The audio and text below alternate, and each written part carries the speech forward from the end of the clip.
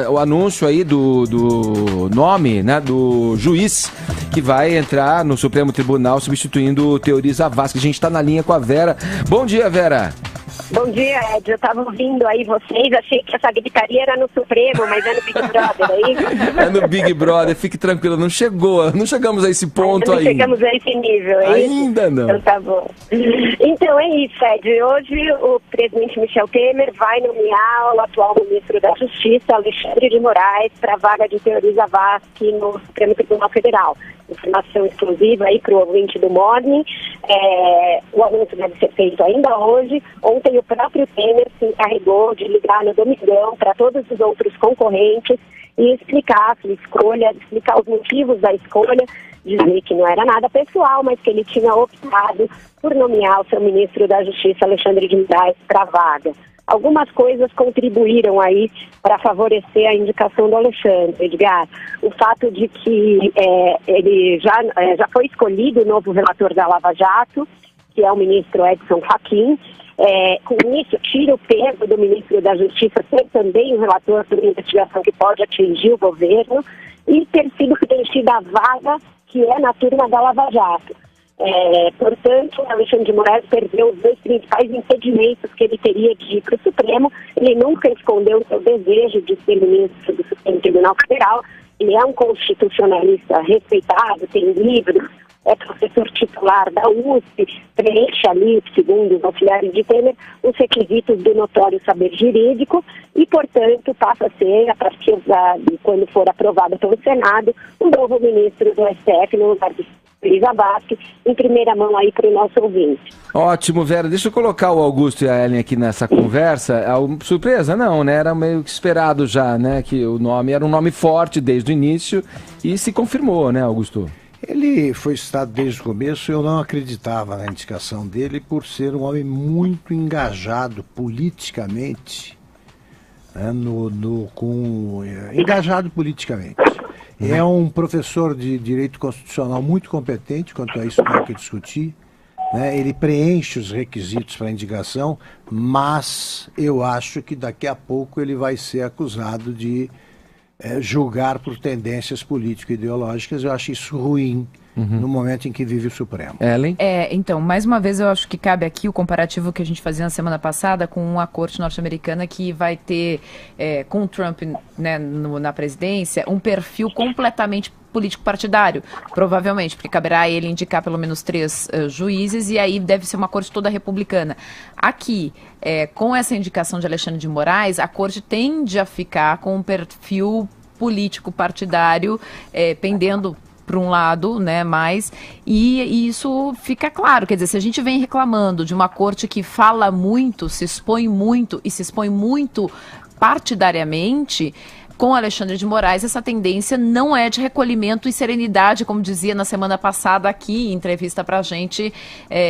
A gente ouviu semana passada, nossa, agora me deu um branco aqui, acabei de dar o branco ao nosso entrevistado abrindo o Morning semana passada, que ouvimos, como foi, gente, o nome do nosso entrevistado? Eros Grau? O Eros Grau. Eros Grau. Ele dizia, né, uma tendência de serenidade e recolhimento, não é essa a tendência que a gente vê com o novo nome. Eu acredito que com o Alexandre de Moraes a tendência é continuar a exposição pública e uma exposição partidária. Vai subir a temperatura no Supremo. Agora, fala, Vera. Alô, Vera? É o seguinte, sim, Alexandre de Moraes tem uma ligação partidária com o presidente Michel Temer, é muito próximo a ele, é muito próximo também aos anos, ele é filiado ao PSDB, deve se filiar agora, muito próximo ao governador Geraldo Alckmin. Porém, a gente tem que analisar que essa tendência partidária da corte, ela não é toda para o mesmo lado. Ela falou aí que o Trump vai ter 3 indicações. Isso. E teve muitas indicações nos períodos Lula e Dilma. Sim. Portanto, a corte ainda é majoritariamente de nomeados do PT.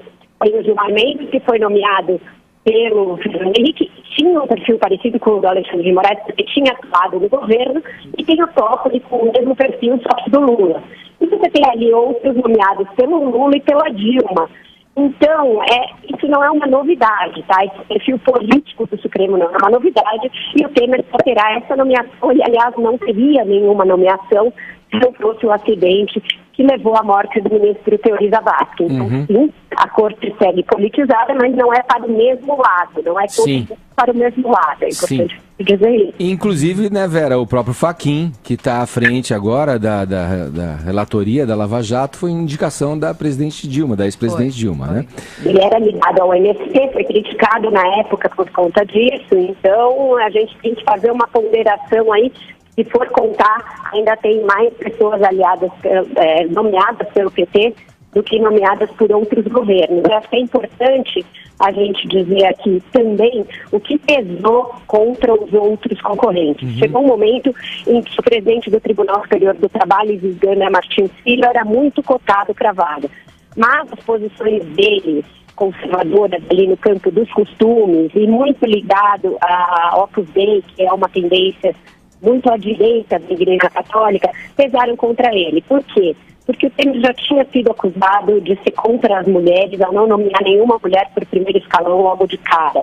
Ele não queria ficar sob esse bombardeio novamente de grupos aí, grupos influentes e grupos que, apesar de serem representantes de minorias da sociedade, são muito estridentes, têm muito acesso às redes sociais, etc. Então isso pesou contra ele. A presidente do Supremo, Carmen Lúcia, fez chegar ao presidente que não gostaria da nomeação de alguém que coloca, por exemplo, essa história de que mulheres devem ser submissas, embora ele tenha dito que fez no contexto de um artigo, que isso foi retirado do contexto.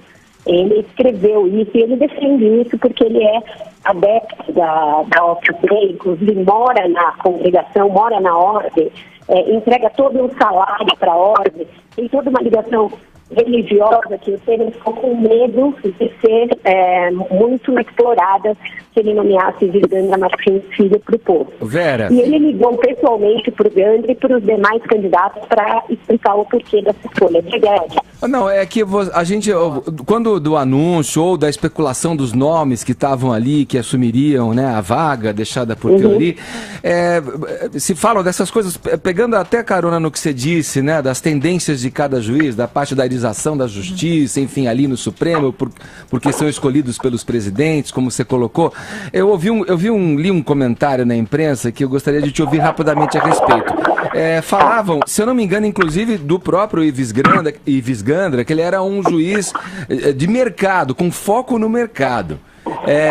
Aí tem a máxima de que quando o sujeito veste a toga, ele abdica de qualquer tendência, seja política, religiosa, tal, para cumprir o que está dentro da Constituição, da lei. Nesse caso, o Alexandre de Moraes teria o foco aonde? Porque o que nos interessa, eu acho que o cidadão que me ouve deve dividir essa opinião, o que nos interessa é o foco na justiça, na lei, na Constituição. Não, você tem toda a razão, Ed. Os próprios ministros dizem isso, que quando você veste a toga, você se veste de todas as suas posições anteriores e passa a julgar de acordo com a Constituição. Há casos em que a gente verifica isso e há outros em que não. Você verificou isso, por exemplo, o ministro Antônio Menezes Direito, que ficou muito pouco na corte, porque ele faleceu também em função de um câncer, ele também era muito religioso, mas julgou a favor, por exemplo, da pesquisa com células tronco embrionárias, por entender que isso era constitucional. Outros não conseguem se afastar tanto assim. Veja o ministro Barroso, por exemplo, agora, que sempre foi ligado a causas da agenda dita progressista e agora está apanhando porque está defendendo que o Supremo legisle e descriminalize as drogas. Então, tudo isso tem de ser analisado muito caso a caso, a partir do perfil de cada juiz.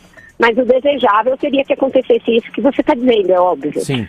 Ô Vera, para fechar aqui rapidinho, hein? Alguma especulação em quem assume o Ministério da Justiça? Agora esse é o próximo ponto.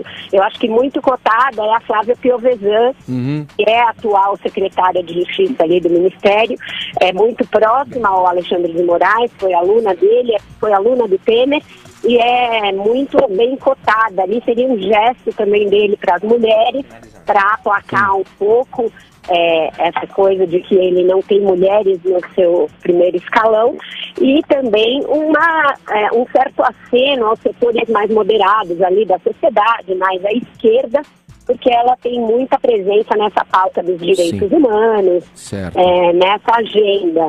Então o nome dela eu ouço muito como cotado, porque ela seria tecnicamente brilhante no dizer de assessores aí do Temer, e ao mesmo tempo faria um mix interessante de perfil no governo, faria uma arejada no perfil.